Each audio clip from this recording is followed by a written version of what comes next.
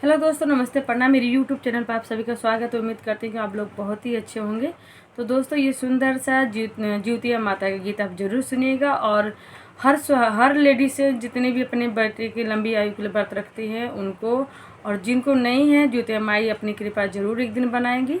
तो आप मेरे चैनल पर नए हैं तो मेरे चैनल को प्लीज़ सब्सक्राइब कीजिए, वीडियो को लाइक कीजिए, वीडियो कैसा लगा कमेंट करके बताइए और गीत को जरूर सुनिएगा। ये सुंदर सा ज्योतिया माता का गीत। निर्जल उपवास कैनी जितिया बरतिया, अन्न नाही खनी नाही पियनी हम पनिया। निर्जल उपवास कैनी जितिया बरतिया, अन्न नाही खनी नाही पियनी हम पनिया। करीला बरतिया तुहारी ज्योतिया माई, दे दे तू हमरो के लाल हो, दे दे तू हमरो के लाल हो। अचरा पसारी हम करीला पुकार, सुन ले तू मैया करबो बरत सालो साल हो माई, दे दे तू हमरो के लाल हो। गैया की गोबर से चौकाली पवनी, चुनी चुनी माई के रूपवा बनवली।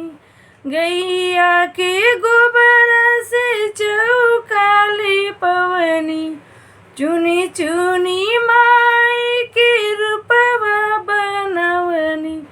डाली दिहनी ललका हारे ज्योतिया माई, हमहू के दे दे गुलाल हो। फल फूल नरियल से थलिया सजवनी, फल फूल नरियल से थलिया सजवनी। गैया के घिउआ के दिया जरवनी, करीला पूजन हम तुहारी ज्योतिया माई, सुन ली तू अर्ज हमार हो।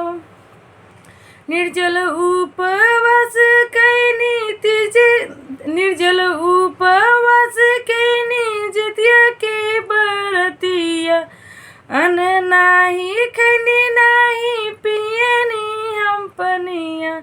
करीला बरतिया तुहारी ज्योतिया माई, सुनी ली तू अर्ज हमार हो।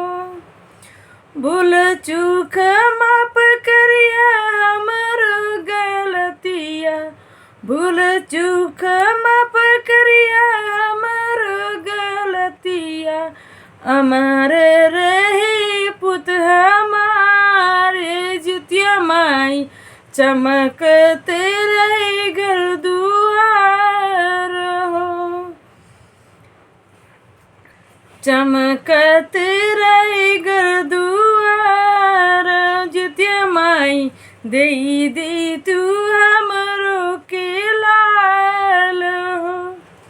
निर्जल उपवास कैनी जितिया बरतिया, अन्न नाही खनी नाही पियनी हम पनिया। करीला बरतिया तुहारी ज्योतिया माई, रखा तू सलामत ये त्योहार हो।